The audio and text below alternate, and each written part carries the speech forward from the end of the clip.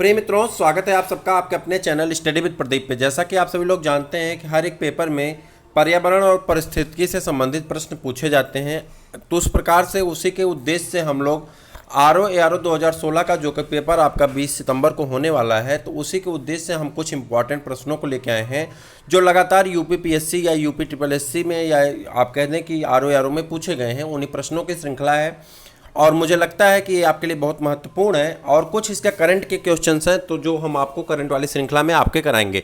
तो स्टार्ट करते हैं। हाँ, एक बात मैं आपको पहले बता दूं कि अलग अलग पेपर से कलेक्शन किए गए हैं, जिसकी वजह से आपका यह पेपर सीक्वेंस में नहीं है, क्वेश्चन ऊपर नीचे हैं, तो इसके लिए हम क्षमा चाहते हैं। टाइप करने का वक्त ना मिल पाया, जिसकी वजह से हम आपको इस तरह से श्रृंखला दे रहे हैं। तो चलिए स्टार्ट करते हैं, उम्मीद है कि आपको पसंद आएगा। पहला प्रश्न आपके सामने है, चिपको आंदोलन संबंधित है। आपको बताना है चिपको आंदोलन संबंधित है, तो आप इस बारे में बहुत पहले से पढ़ते हैं, कई बार पढ़े हैं। वन संरक्षण से संबंधित है। किससे संबंधित है? वन संरक्षण से संबंधित है। इससे संबंधित कई फैक्ट आपको पढ़ने, जैसे कि सन 1973 में भारत के प्रसिद्ध पर्यावरणविद सुंदरलाल बहुगुणा, कामरेड गोविंद सिंह रावत, चंडी प्रसाद भट्ट और श्रीमती गौरा देवी कई बार पूछी जाती हैं, के नेतृत्व में इस आंदोलन को चमोली जिले के रैनी गांव, वर्तमान में उत्तराखंड में स्थित है, उस समय उत्तर प्रदेश में था। चिपको आंदोलन एक पर्यावरण रक्षा का आंदोलन है। यह भारत में उत्तराखंड राज्य, उस समय क्या था, तब उत्तर प्रदेश का भाग था, इस समय कहाँ है, उत्तराखंड में। ठीक है, कि किसानों ने वृक्षों की कटाई का विरोध करने के लिए किया था। ठीक, आगे बढ़ जाए। पर्यावरण समस्याओं के कारण किस कीटनाशक का प्रयोग कम किया जाने लगा? कह रहा है किस कीटनाशक का प्रयोग पर्यावरण संकट को देखते हुए कम किया जाने लगा, तो आप कहेंगे DDT। किसका नाम है? DDT, जिसका फुल फॉर्म आपसे कई बार पूछा गया है। तो उसका फुल फॉर्म होता है डाइक्लोरो डाइफेनिल ट्राइक्लोरोइथेन। डाइक्लोरो डाइफेनिल ट्राइक्लोरोइथेन, ध्यान से देख लीजिए। डाइक्लोरो डाइफेनिल ट्राइक्लोरोइथेन पहला आधुनिक कीटनाशक था जो मलेरिया के विरुद्ध प्रयोग किया जाता था। 1 मिनट धैर्य रखिएगा, अभी मलेरिया के बारे में कुछ आपको फैक्ट बताने वाले हैं। किया गया था, किंतु 1950 के बाद इसे कृषि कीटनाशक रूप में प्रयोग किया जाने लगा। खेतों में इसके भारी प्रयोग से अनेक क्षेत्रों में मच्छर इसके प्रतिरोधी हो गए। यह प्रदूषक मिट्टी में मिलकर वनस्पतियों और फसलों को प्रभावित करते हैं। इसका प्रभाव जीव जंतुओं एवं अपेक्षाकृत बड़े जंतुओं पर पड़ता है। मनुष्य भी इससे प्रभावित है। इसका प्रयोग इसीलिए इसका प्रयोग कम किया जाने लगा है। अब यहाँ बात करते हैं मलेरिया से। मलेरिया आप जानते हैं, मलेरिया जो है मच्छर से फैलता है। पहली चीज़, मलेरिया मच्छर से फैलता है। इसका जो वाहक जो रोग होता है, वो रोग जिस कारक से होता है वो एक प्रोटोजोआ है। कौन है? प्रोटोजोआ है। मलेरिया किससे होता है? प्रोटोजोआ से होता है। मलेरिया किससे होता है? प्रोटोजोआ से होता है। ठीक है, प्लाज्मोडियम उसका नाम है। उसका नाम क्या है? प्लाज्मोडियम नाम है। ठीक है, इसके अलग अलग जातियाँ होती हैं प्लाज्मोडियम की, लेकिन मेन उसको प्लाज्मोडियम के नाम से हम समझते हैं। तो प्लाज्मोडियम क्या है? एक प्रोटोजोआ है जिससे मलेरिया रोग होता है। और इसका वाहक कौन है? वाहक है मच्छर। मच्छर एक जगह से दूसरी जगह तक ले जाता है। तीसरी बात, इसमें एक चीज़ और जाननी है कि मलेरिया जो होती है उसका उपचार के लिए कुनैन नामक दवा का उपयोग किया जाता है। कुनैन नामक दवा कहाँ से प्राप्त की जाती है? सिनकोना वृक्ष से प्राप्त की जाती है। और सिनकोना कैसा वृक्ष है? सदाबहारी वृक्ष है, जो कि जहाँ पे 200 सेंटीमीटर से ऊपर वर्षा होती है वहाँ पे पाए जाते हैं। ठीक है, तो आप इतने फैक्ट को मलेरिया से संबंधित था जो आपको जानना जरूरी था। आगे बढ़ जाए। निम्नलिखित में से किसे नगर का हृदय कहा जाता है? तो नगर का हृदय किसे कहा जाता है? तो आप जानते हैं नगर का हृदय केंद्रीय व्यापारिक क्षेत्र जिला को कहा जाता है। नगर का हृदय किसे कहा जाता है? जिला को कहा जाता है। ठीक है, आगे बढ़ जाए। पारितंत्र या इकोसिस्टम जिसे कहते हैं, शब्द का प्रयोग सर्वप्रथम किसने किया था? आपको बताना है पारितंत्र शब्द का या इकोसिस्टम का प्रयोग सर्वप्रथम किसने किया था, तो इसके बारे में आपको बताना। तो आप कहेंगे AG टांसले ने। किसने किया था? AG टांसले ने सर्वप्रथम इसका प्रयोग किया था। किसने? AG टांसले ने। जैव विविधता बायोडाइवर्सिटी है। जैव विविधता बायोडाइवर्सिटी है। बायोडाइवर्सिटी किसे कहते हैं? आपसे पूछा जाता है जैव विविधता क्या था, आप कहेंगे संपूर्ण प्रजातियों, संपूर्ण जीन तथा संपूर्ण पारतंत्रों का योग क्या कहलाता है? जैव विविधता कहलाता है या बायोडाइवर्सिटी कहलाता है। यहाँ पे एक शब्द दिया गया है बायोडाइवर्सिटी शब्द का प्रयोग सर्वप्रथम अमेरिकी वनस्पति शास्त्री वाल्टर जी रोजन ने दिया था। किसने दिया था? वाल्टर जी रोजन ने दिया था। बायोडाइवर्सिटी शब्द का प्रयोग आपसे पूछा जा सकता है। 29 दिसंबर को विश्व के कई देशों में जैव विविधता दिवस के रूप में मनाते हैं। 29 दिसंबर को विश्व के कई देश जैव विविधता दिवस के रूप में मनाते हैं। निम्नलिखित में से कौन सा एक वायु प्रदूषण के जैविक सूचक का कार्य करता है? कह रहा वायु प्रदूषण का जैविक सूचक है, उसे आपको बताना कौन ऐसा है जो जैविक सूचक का काम करता है। तो वो आपका है कौन? लाइकेन। कौन है? लाइकेन। आप जानते हैं लाइकेन कवक और शैवाल का क्या है? सिम्बियाटिक एसोसिएशन। सिम्बियाटिक एसोसिएशन सहजीवी जीवन है। तो ये दोनों आपस में मिलकर के किसका निर्माण करते हैं? लाइकेन का निर्माण करते हैं। आपने यहाँ देखा होगा लाइकेन थैलोफाइटा ग्रुप का। थैलोफाइटा ग्रुप प्लांट के उस ग्रुप को कहते हैं जिसमें जड़ तना पत्ती नहीं पाई जाती। ठीक है, ग्रुप का वनस्पति है जो कवक तथा शैवाल दोनों से मिलकर के बनता है। लाइकेन मृदा निर्माण की प्रक्रिया में सहायक होते हैं। कई लाइकेन खाद्य पदार्थों के रूप में प्रयोग किए जाते हैं। ठीक है, यह वायु प्रदूषण के जैविक सूचक का कार्य करता है। ठीक है, मोबाइल तथा ऑटोमोबाइल में भारतीयों विशेष रूप से ग्रामीण क्षेत्रों के लोगों के सामाजिक जीवन में निम्नलिखित में से किसके संबंध में एक क्रांति ला दी है? तो आप बताएंगे। लोगों के आवागमन के संबंध में, लोगों के जुड़ाव के संबंध में, लोगों के संबंध, तीनों के। चले आगे। निम्नलिखित ईंधनों में से कौन सा न्यूनतम पर्यावरणीय प्रदूषण उत्पन्न करता है? न्यूनतम पर्यावरणीय प्रदूषण उत्पन्न करता है तो कौन है? हाइड्रोजन है जो न्यूनतम पर्यावरणीय प्रदूषण उत्पन्न करता है। देख लीजिए यहाँ पे क्या क्या रखा गया है। डीजल रखा गया है, कोयला रखा गया, मिट्टी का तेल रखा गया, कोई भी रखा जाएगा। आपका एग्जाम्पल इस क्वेश्चन का हर वक्त क्या होगा? हाइड्रोजन होगा। ठीक है, हाइड्रोजन न्यूनतम पर्यावरणीय प्रदूषण उत्पन्न करता है। अब यहाँ पे हम आपको कुछ काम की बातें बताने वाले हैं। जैसे कि 1 अक्टूबर से आपके RO 2020 का बैच स्टार्ट किया जाएगा। आप समस्त मित्रों से मेरा निवेदन है कि आप चैनल के साथ जुड़िए, जो कि कोर्स आपके लिए पूरी तरह से फ्री होगा। हम प्रयास कर रहे हैं कुछ समय आपको रिकॉर्डिंग, चाहे आपको उस समय जो आपकी क्लासेस दी जाएंगी और लाइव क्लासेस आपको हम देने का प्रयास कर रहे हैं। जैसी व्यवस्था बनेगी हम आपको जरूर बताएंगे। अभी हमारा उद्देश्य है 20 तारीख को होने वाले आपके पेपर में हम उतनी श्रृंखला कर लें, चूँकि इस समय हमको केन प्रकार किसी तरह से प्री पास करना है। ठीक है, माइनस मार्किंग भी है, तो बहुत ज़्यादा आप समझ विकसित करने का वक्त नहीं है। बस हमको क्वेश्चन आंसर करके याद कर लेना है, ताकि जहाँ से हम क्वेश्चन को रिपीट किए रहेंगे तो आसानी से उसे कर सकते हैं। ठीक है, तो मैं उसी उद्देश्य से हर एक श्रृंखला को लेकर आ रहा हूँ जो विगत वर्षों में पेपर हुए हैं, और मैं कोशिश कर रहा हूँ कि वो सब पूरे हो जाए। लेकिन मैं आपसे फिर एक बार रिक्वेस्ट करूंगा कि आप अपनी से तैयारी अपनी करते रहिए। किसी के ऊपर डिपेंड होना ये बहुत अच्छा नहीं होता है, इसलिए 20 की तैयारी करिए, 16 की तैयारी करिए, RO 2016 की तैयारी करिए। 20 की तैयारी हम अक्टूबर से शुरू करेंगे, 1 अक्टूबर से।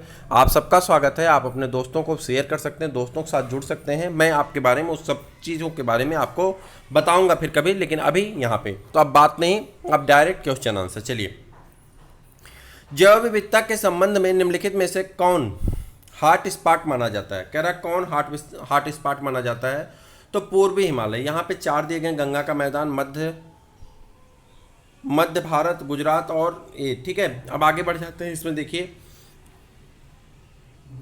1 मिनट। हाँ, जैव विविधता हॉटस्पॉट ऐसे स्थानों को कहा जाता है जो प्रजातियों की पर्याप्तता तथा स्थानीय जातियों की अधिकता, 1 मिनट, ये जूम का है नहीं, हाँ, अधिकता पाई जाती है, लेकिन साथ ही इन जीव जातियों के अस्तित्व पर निरंतर खतरा का संकट बना हुआ। भारत के 4 जैव विविधता हॉटस्पॉट हैं। पूर्वी हिमालय, पश्चिमी घाट, म्यांमार, भारत सीमा। देखिए 4 हैं, आपसे कोई पूछा जा सकता है।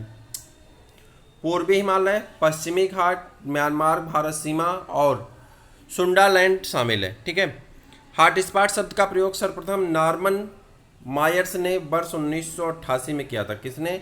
नॉर्मन मायर्स ने। याद रख लीजिएगा, नॉर्मन मायर्स ने 1988 में हॉटस्पॉट शब्द का प्रयोग किया था।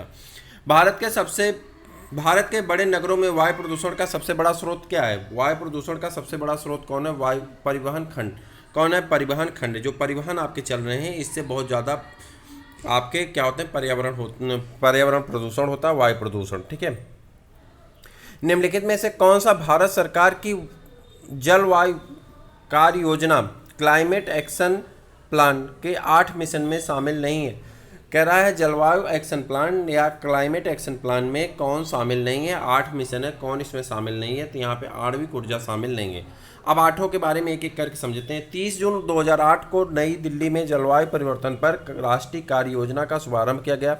राष्ट्रीय कार्य योजना के 8 प्राथमिकता वाले राष्ट्रीय मिशनों पर ध्यान केंद्रित है, जिनका विवरण इस प्रकार है। सौर ऊर्जा क्षमता बढ़ाना, जिसके अंतर्गत शहरी औद्योगिक कचरे से ऊर्जा उत्पन्न करने की तकनीक तथा वेस्ट मैनेजमेंट का विकास करना। धारणीय कृषि mission, water mission, sustaining the Himalaya ecosystem mission, green India mission, इसके अंतर्गत वनीकरण में वृद्धि हेतु सीधी कार्रवाई करना है। सस्टेनेबल हैबिटेट मिशन और रणनीतिक ज्ञान मिशन इत्यादि हैं। वर्ष 2012 के जनवरी माह में वह कौन सा मौसमी कारक था जो उत्तर भारत में असाधारण ठंड का कारण बना? तो वो है असाधारण ठंड का कारण। ये देखिए करंट का क्वेश्चन है तो इसलिए इसको छोड़ दीजिए, 2012 के पेपर का है, लीना है मान लो, ठीक है। चले, सर्वाधिक अस्थायी पारिस्थितिकी तंत्र इकोसिस्टम निम्न में कौन है? आपको बताना है कि अस्थायी पारिस्थितिकी तंत्र कौन है, इकोसिस्टम कौन है। यहाँ पे आपको बताना है स्थायी पारिस्थितिकी तंत्र, आप कहेंगे महासागर है। कौन है? महासागर है। आगे बढ़ जाए।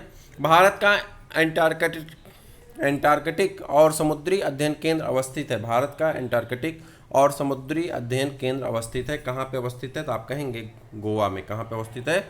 गोवा में। कहाँ पे अवस्थित है? गोवा में। इस केंद्र की स्थापना कब की गई थी? तो इस केंद्र की स्थापना 25 मई 1998 को डॉक्टर प्रेमचंद पांडे ने की थी। हरित गृह प्रभाव मुख्यतः घटित होता है। हरित गृह प्रभाव मुख्यतः घटित होता है वायुमंडल में कार्बन डाई की अधिकता के कारण। वायुमंडल में घटित होता है वायुमंडल में कार्बन डाई के कारण, कार्बन डाई ऑक्साइड के कारण। हरित गृह प्रभाव एक प्राकृतिक प्रक्रिया है जिसके द्वारा किसी गृह या उपग्रह में वातावरण में मौजूद कुछ गैसें उस ग्रह उपग्रह के वातावरण के ताप को अपेक्षाकृत अधिक बनाने में मदद करती है। ग्लोबल वार्मिंग का मुख्य कारण कार्बन डाइऑक्साइड गैस है। मीथेन और नाइट्रस ऑक्साइड भी इसके लिए इसी प्रकार की गैसों के रूप में जानी जाती हैं। आगे बढ़ जाए। एक क्षेत्र के प्रारोहण में समयांतरण क्रमबद्ध परिवर्तन को कहा जाता है। क्या कहते हैं? अनुक्रमण कहते हैं। देखिए यहाँ पे क्या है, एक क्षेत्र में प्रारोहण के समयांतर क्रमबद्ध परिवर्तन को कहा जाता है अनुक्रमण कहा जाता है। क्या कहते हैं? अनुक्रमण कहा जाता है। निम्नलिखित वृक्षों में से कौन पारिस्थितिकी मित्र नहीं है? कह रहा है पारिस्थितिकी मित्र नहीं यानी पारिस्थितिकी शत्रु है, तो वो है आपका यूकेलिप्टस। यूकेलिप्टस जिसे सफेदा कहा जाता है, यह बहुत ज़्यादा पानी सोखता है, इसलिए इसे पारिस्थितिकी शत्रु कहा जाता है। ओजोन जैविक जीवन के लिए परम आवश्यक है। ओजोन परत पृथ्वी की उच्च ऊर्जा विकिरण से संरक्षित करती है। अब आपको बताना है कौन सही कौन गलत है, तो आप कहेंगे ए और आर दोनों सही हैं और आर एक ही सही व्याख्या करता है। भारत का सबसे बड़ा चीता आवास कहाँ है? भारत का सबसे बड़ा चीता आवास कहाँ है? देखिए मैं ज़्यादा बात नहीं करना चाहता आंध्र प्रदेश में, इसलिए डायरेक्ट मैं क्वेश्चन आंसर कर रहा हूँ, आप समझ पा रहे हैं। अगर आपको पीडीएफ चाहिए तो आप हमारा नंबर जानते हैं, अगर नहीं जानते तो यहाँ पे एक नंबर है 800410 डिस्क्रिप्शन में दिया गया है। एक सेकेंड, पता नहीं क्या होगा, 8004109989 ये नंबर है जिस पे आप व्हाट्सअप कर देंगे तो हम आपको पीडीएफ भेज देंगे। ठीक है, पीडीएफ आप देख सकते हैं। आगे बढ़ जाएं। भारत में जैव भौगोलिक मंडलों की कुल संख्या कितनी? भारत में जैव भौगोलिक मंडलों की कुल संख्या कितनी है? 10 है। आगे बढ़ जाते हैं, अगला प्रश्न आपका जल्दी जल्दी आ जाता है। देखिए 10 जैव मंडलीय क्षेत्र जो है, लद्दाख का ट्रांस हिमालयी क्षेत्र है, ठीक है, हिमालय पर्वतमाला, तराई क्षेत्र है, गंगा और ब्रह्मपुत्र का मैदान है, राजस्थान का थार रेगिस्तान है, दक्कन का पठार है, भारत के पूर्वोत्तर राज्य है, पश्चिमी घाट है, अंडमान निकोबार द्वीप समूह और पश्चिमी और पूर्वी तटीय बेल्ट है। ठीक है, भारतीय संसद द्वारा जैव विविधता अधिनियम पारित किया गया। भारतीय संसद द्वारा जैव विविधता अधिनियम पारित किया गया दिसंबर 2002 में। कब पारित किया गया? दिसंबर 2002 में। आगे बढ़ जाते हैं। आकाश नीला दिखाई पड़ता है क्योंकि? आकाश नीला दिखाई पड़ता है क्योंकि नीले प्रकाश का प्रकीर्णन सबसे अधिक होता है। नीले प्रकाश का प्रकीर्णन सबसे अधिक होता है। प्रदूषण युक्त वायुमंडल को निम्न में से किसके द्वारा स्वच्छ किया जाता है? प्रदूषण युक्त वायुमंडल को निम्न में से किसके द्वारा स्वच्छ किया जाता है? तो आप कहेंगे किसके द्वारा? वर्षा के द्वारा स्वच्छ किया जाता है। प्रदूषण युक्त वायुमंडल को किसके द्वारा स्वच्छ किया जाता है? वर्षा के द्वारा शुद्ध किया जाता है। निम्न में से कौन सा एक पारिस्थितिकी संतुलन बनाए रखने में मदद नहीं करता? पारिस्थितिकी संतुलन बनाए रखने में मदद नहीं करता तो उसे आपको बताना है। तो कौन है? वनों को काटना। वनों को काटना पारिस्थितिकी संतुलन बनाए रखने में मदद नहीं करता है। भारत में पर्यावरण संरक्षण अधिनियम पारित हुआ। भारत में पर्यावरण संरक्षण अधिनियम कब पारित हुआ? तो आप कहेंगे 1986 में। कब पारित हुआ? 1986 में, जो कि 19 नवंबर 1986 संपूर्ण देश में लागू है। 19 नवंबर 1986 से संपूर्ण देश में लागू है। निम्नलिखित में से कौन सा एक सामाजिक संरक्षण कार्यक्रम नहीं? कौन सा एक सामाजिक संरक्षण कार्यक्रम नहीं है? स्वर्ण जयंती शहरी रोजगार योजना, बाकी आम आदमी बीमा योजना, राष्ट्रीय स्वास्थ्य बीमा योजना, असंगठित वर्कर सामाजिक सुरक्षा योजना, ये सभी सामाजिक संरक्षण कार्यक्रम है। जबकि स्वर्ण जयंती शहरी रोजगार योजना ये सामाजिक संरक्षण नहीं है। स्वर्ण जयंती शहरी रोजगार योजना एक गरीबी बेरोजगारी उन्मूलन कार्यक्रम है, जबकि आम आदमी योजना, बीमा योजना, राष्ट्रीय स्वास्थ्य योजना और असंगठित वर्कर सामाजिक सुरक्षा अधिनियम 2008 आदि सामाजिक संरक्षण कार्यक्रम के अंतर्गत आते हैं। निम्नलिखित में से किस एक का संबंध पर्यावरणीय सुरक्षा से नहीं है? किस एक का संबंध पर्यावरणीय सुरक्षा से नहीं है? तो आप कहेंगे गरीबी कम करना। गरीबी कम करना पर्यावरणीय सुरक्षा से संबंधित नहीं। अस्थायी विकास किसके उपयोग के संबंध में अंतर पीढ़ीगत संवेदनशीलता की घटना है? अस्थायी विकास किसके उपयोग के संदर्भ में अंतर पीढ़ीगत संवेदनशीलता की घटना है? तो आप कहेंगे प्राकृतिक संसाधन के। प्राकृतिक संसाधन के। और अगला है आपका, निम्नलिखित नगरों में से किसमें Indian institute of ecology and environment स्थित है? Indian institute of ecology and environment स्थित है कहाँ पे, किस नगर में? तो आप कहेंगे नई दिल्ली में। कहाँ पे स्थित है? नई दिल्ली में। और अगला प्रश्न आपका है, जैव विविधता को परिभाषित किया जाता है। जैव विविधता को परिभाषित किया जाता है किसी पर्यावरण में विभिन्न प्रजातियों की श्रेणी। किसी पर्यावरण में विभिन्न प्रजातियों की श्रेणी से। भारतीय राष्ट्रीय जैविक विविधता प्राधिकरण स्थापित किया गया। भारतीय राष्ट्रीय जैविक विविधता 2003 में। और आगे बढ़ जाए, निम्नलिखित में से कौन वायु प्रदूषक सर्वाधिक हानिकारक है? कौन वायु प्रदूषक सर्वाधिक हानिकारक है? कौन वायु प्रदूषक सर्वाधिक हानिकारक है? तो कार्बन मोनोऑक्साइड। Carbon monoxide. जलीय फर्न जिसे जैव उर्वरक के रूप में प्रयुक्त किया जाता है वह है। जलीय फर्न जिसे जैव उर्वरक के रूप में प्रयुक्त किया जाता है वह कौन है? एजोला है। कौन है? एजोला है। कौन है? एजोला है। ऑक्सीजन जो प्रकाश संश्लेषण में उत्पन्न होती है, ऑक्सीजन जो प्रकाश संश्लेषण में उत्पन्न होती है आती है कहाँ से आती है? आपको बताना है। तो वह कहाँ से आती है? जल से। जल का फार्मूला क्या होता है? H2O होता है। और यही ऑक्सीजन किसमें? प्रकाश संश्लेषण में निकलती है। प्रकाश संश्लेषण का फार्मूला आपको याद होगा, कार्बन डाइऑक्साइड होता है प्लस पानी होता है। ठीक है, ये दोनों सनलाइट में उपस्थित, यहाँ सनलाइट लिखते हैं, यहाँ पे क्लोरोफिल लिखते हैं, यहाँ पे लिखते हैं C6H12O6 यानी ग्लूकोज, और उसके बाद ऑक्सीजन गैस को इवोल्व करा देते हैं। ठीक, आगे बढ़ जाएं। हाँ, यह कौन सा रिएक्शन होता है? इसे याद रखिएगा, ऑक्सीडेशन और रिडक्शन रिएक्शन होता है, यानी इसे उपचयन और अपचयन अपक्रिया भी कहते हैं। प्रकाश संश्लेषण में कौन सा प्रकाश सबसे अधिक प्रभावकारी होता है? तो आप कहेंगे लाल जो है प्रकाश संश्लेषण सबसे अधिक प्रभावकारी होता है। और अगला प्रश्न आपका है, निम्नलिखित राष्ट्रीय उद्यानों में सर्वप्रथम से सबसे बाद में कालक्रम के अवस्थित कीजिए और पार्क में नीचे दिए गए कोड के माध्यम से आपको बताना है। ठीक है, तो यहाँ पे देख लेते हैं। जिम कार्बेट 1936 में, कान्हा मध्य प्रदेश में 1955 में, काजीरंगा 1974 में और साइलेंट वैली 1980 में। ये आपका क्रम है। पारिस्थितिकी पदछाप के माप की इकाई है। पारिस्थितिकी पदछाप के माप की इकाई है क्या है? भूमंडलीय हेक्टेयर। क्या है? भूमंडलीय हेक्टेयर है।